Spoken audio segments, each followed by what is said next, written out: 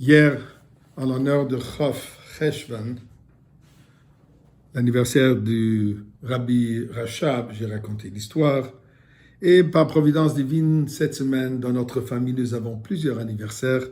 Donc, je voudrais discuter un peu de la campagne qu'en 1988, Tafshi Memchet, après le décès de la rabbinite Chaya Mushka, le Rebbe a lancé la campagne Miftza Yom Holedet, la campagne de fêter l'anniversaire de chaque personne, bien sûr l'anniversaire d'après la date juive. Avant de rentrer dans les détails, comment fêter, c'est quoi le sens, c'est quoi l'explication, je voudrais d'abord un peu voir de point de vue historique. Où est-ce que nous trouvons ce concept de fêter la date, l'anniversaire de la naissance de la personne? En général, dans la communauté juive, on connaît plutôt la Hiloula, le décès, plutôt que le jour de la naissance. Pourtant, c'est intéressant à voir comme dans la Torah et dans l'histoire juive, plusieurs dates, événements importants sont reliés ou plutôt même basés sur l'anniversaire. Je m'explique.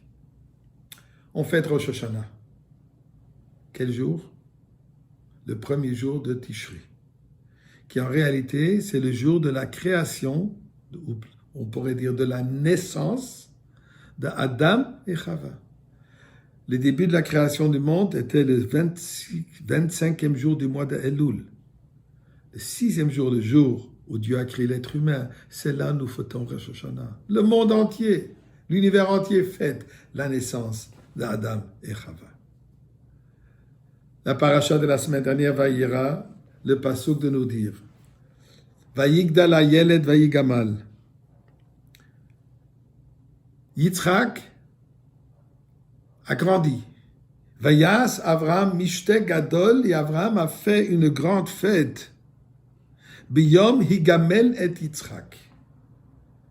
Le Midrash de nous dire c'était à quel moment, c'était qu'est cette fête, quel anniversaire. Alors deux opinions. Une opinion nous dit que c'était son deuxième anniversaire à l'âge de 2 ans, quand il n'était plus un nourrisson. Deuxième opinion nous dit que c'était le jour de sa bar mitzvah. Pourquoi on appelle ça Higamel et Yitzhak? Puisque c'est le jour où il est devenu adulte. Il n'est plus sous la tutelage, si on pourrait dire, sous la responsabilité directe d'Abraham. Comme nous savons qu'au jour de la bar mitzvah, nous disons le père dit Baruch Sheptarani, et ça veut dire que maintenant l'enfant lui-même devient responsable de tous ses actes. Donc la Torah nous raconte qu'Abraham a fait une fête au jour de l'anniversaire.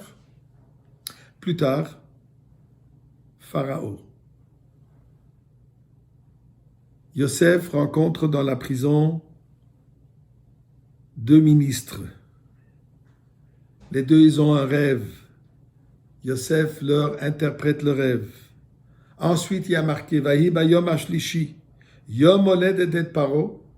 Au 3e jour, le jour de l'anniversaire de Pharaon, il fait la fête. Et c'est là où les 2 ministres ont été présents. On connaît la suite de l'histoire. La fête. L'histoire de Yosef se déroule à travers cet anniversaire de Pharaon. Haman, fête de Purim, veut anéantir le peuple juif entier. Il a reçu l'accord d'Achashverosh. Il cherche une date propice. Il tire au sort, tombe sur le mois d'Adar. Il est heureux sachant que le 7e jour du mois d'Adar, Moshe Rabbeinu est décédé. Il est sûr de son coup. Mais il ne savait pas que c'est toujours aussi le mois et le jour de l'anniversaire de la naissance de Moshe Rabbeinu. Moshe Rabbeinu est né le 7e jour d'Adar, 120 ans plus tard, il est décédé le même jour. Mais la bracha, le pouvoir de sa naissance est supérieur encore du pouvoir qu'il y a dans son décès. Et la fête de Purim. Tisha B'Av, la date, le jour le plus triste sur le calendrier juif. La destruction du Beth Amikdash, 1er, 2e, et autres événements qui se sont avérés durant cette journée.